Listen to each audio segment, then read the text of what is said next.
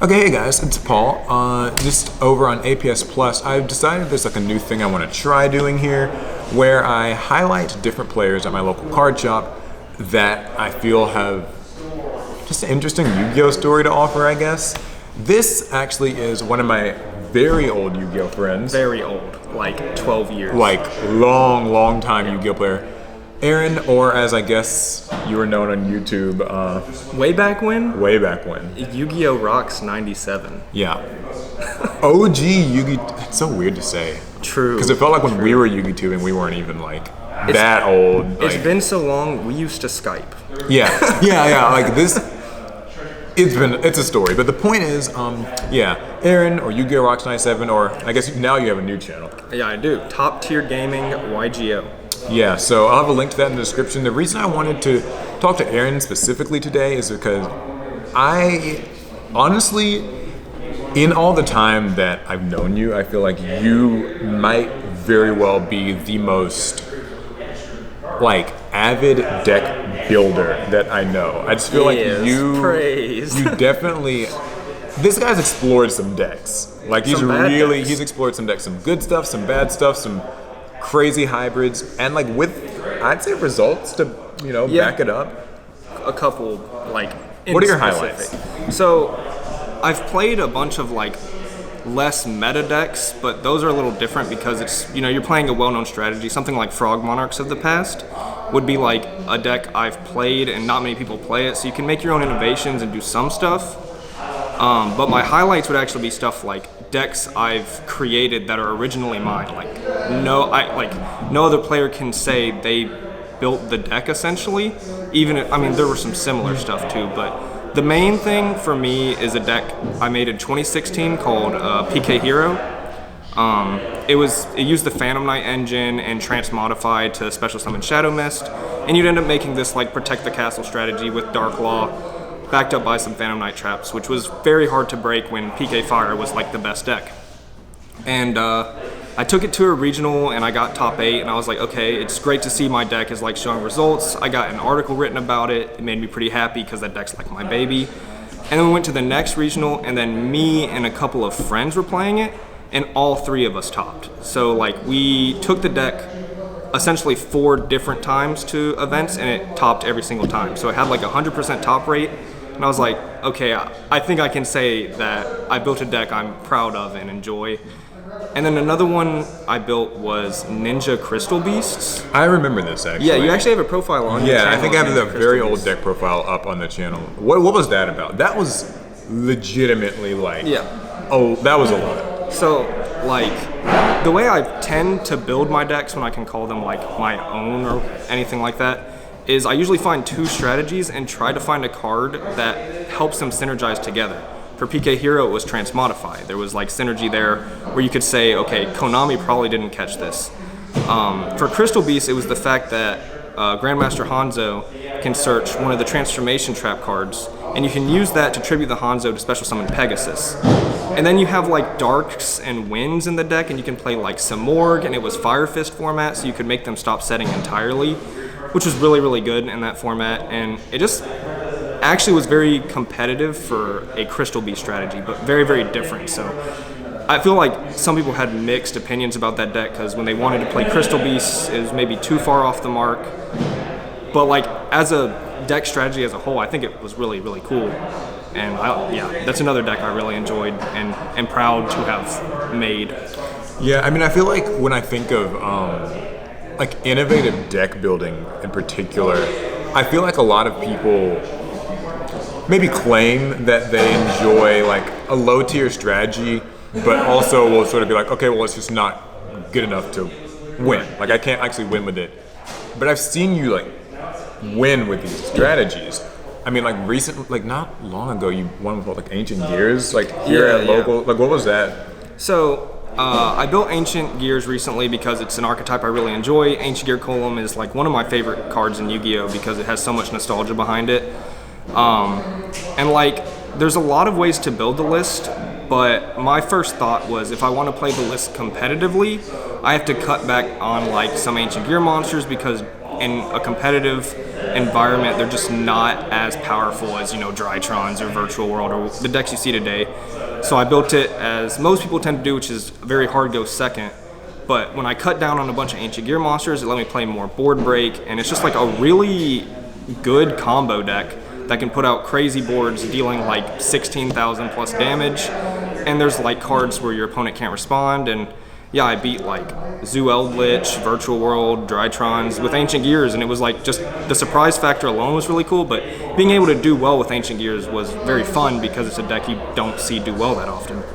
I know one that, this is a very recent story actually, one that we were working on Facebook. Yeah. I was just sort of like, okay, I play Rika, as you guys know, and I was like, hey, maybe, like, and you've played Rika and you've played like Witchcraft, we've got a lot of the same decks. Yes, because they're good decks. They're you have good decks. Taste. That is true. I was like, okay, well, I'm just gonna see like what has Aaron put together with Rika or whatever, and so I messaged you about it. And at the time, it was just like, we just had a basic kind of deck list. It was pretty plain, but like this guy, within like 2 days after that, he like sends me this Dueling Book replay, and it's got like, well, Yeah. So what was your whole process with that? This profile will probably be on your channel soon, right? It will. I'm like, all the cards are coming in the mail because I really enjoy the deck. Rika was really interesting because there's so many different ways you can build it. You can build like Trap Rika, like more combo-oriented stuff. You can go like Halki Fibrax route, and so like there was many different routes I can take, and I actually went through all of them. Like I played a more control variant with Polynosis, didn't really like that because it felt a little gimmicky. I played like a more mid-range combo that focused really heavily on Rika stuff. The build I ended up like enjoying the most was the more combo-oriented strategy with like Orpha Scorpio and Halki Fibrax, because you can put up like Dragon Link level boards with 4 to 5 interrupts, and you go through your Rika engine as well, which is really cool because if you want to play Rika and you want to play it in a more competitive like environment and maybe win your locals with it and stuff, to be able to put up boards like Dragon Link with Rika is just really impressive for the deck overall, and it's really enjoyable.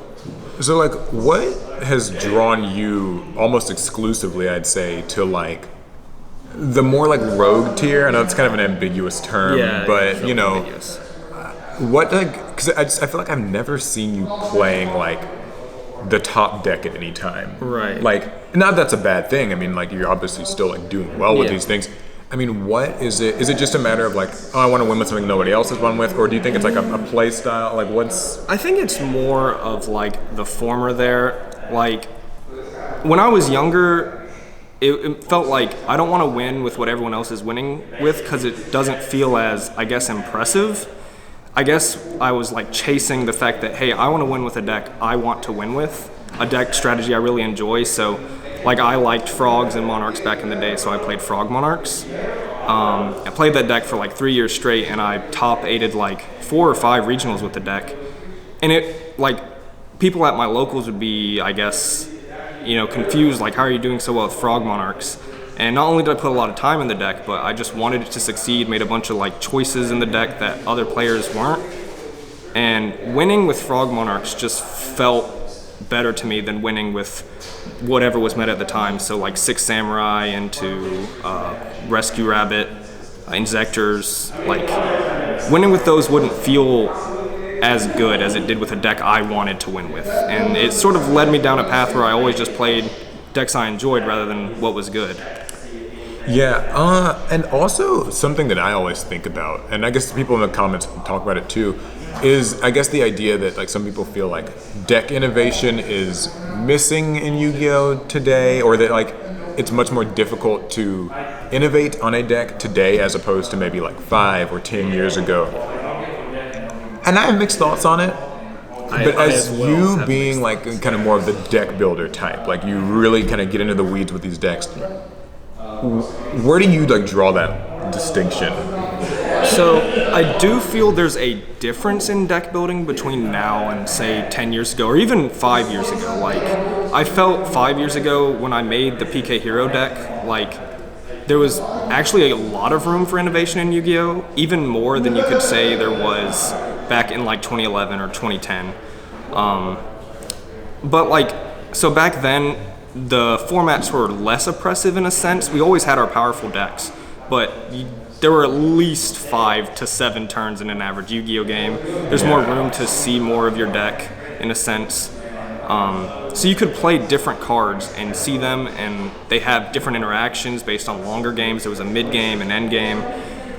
Innovation now, we have a larger card pool, so you could say there's definitely more options to pull from, but like definitely more power creep as well, so some older options become less viable as time goes on. I've always felt like in that regard, there's always like, if you try to like make kind of an interesting deck these days, there's more pressure in going first or second. Like, Yeah, you know, like, there is. because what you were saying with the whole, you know, we used to have more of a mid game and a late game, but nowadays it feels like a lot more weight is placed on like the early game. So it's like if you're playing a deck, you have to like hyper focus on this is going to go first, or hyper focus on like this is going to be a going second deck. Yeah, and like that's so a deck I'm playing right now is actually Evil Twin Eldritch, which uses the Eldritch engine and the Evil Twin engine. It's not meta, but it's also like a decently known deck, so it's not anything wild. But it's a deck that can do both simply because of the engine it's playing. However, something like Ancient Gears, I had to build for just go second. Like, and if you don't win on your first turn going second, it becomes very difficult. Right now I'm playing around with Infernities. You have to go first with that deck. And when you're like making different strategies for these, it really does feel like you have to all in one, unless you're playing multiple engines that can do both really well.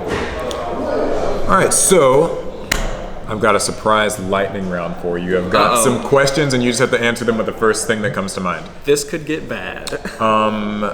Deck you're absolutely the best at. Frog Monarch. Deck you are most proud of creating yourself. PK Hero. Favorite Yu-Gi-Oh card to tech into almost any deck. You can also include time period, because I know that kind of varies. Okay, Tragodia. Tragodia, okay. That was a weird answer. Deck you think has untapped potential right now? I know that this isn't the first answer. I think the Evil Twin Eldritch is like unexplored for how good it is, to be honest. And next deck you're building. Infernity. All right, so if people wanted to see more, because I think we've definitely sold you guys on this guy builds decks. As it happens, he builds. I love building decks. He's built a deck or two. At least two. At least 2 decks. Where can they find these profiles? All right, so I have a channel called Top Tier Gaming YGO. I upload live duels. I want to do a lot more varied content. I just kind of started the channel back up. But I do a lot of deck profiles, and I like explaining my decks, and I like doing in-depth profiles, and they're mostly rogue strategies. I try to bring rogue to be like as powerful as it can get, and like people who want to take rogue to competitive events can find like deck profiles on my channel where I showcase strategies in a way I think where they're at their peak performance, and that's my whole goal. All right, so link's gonna be down in the description. Thank you again, Aaron. Hopefully they can check out profiles of upcoming things like Rika, for instance. Yep. Maybe that Infernity Rika, deck. Witchcrafter.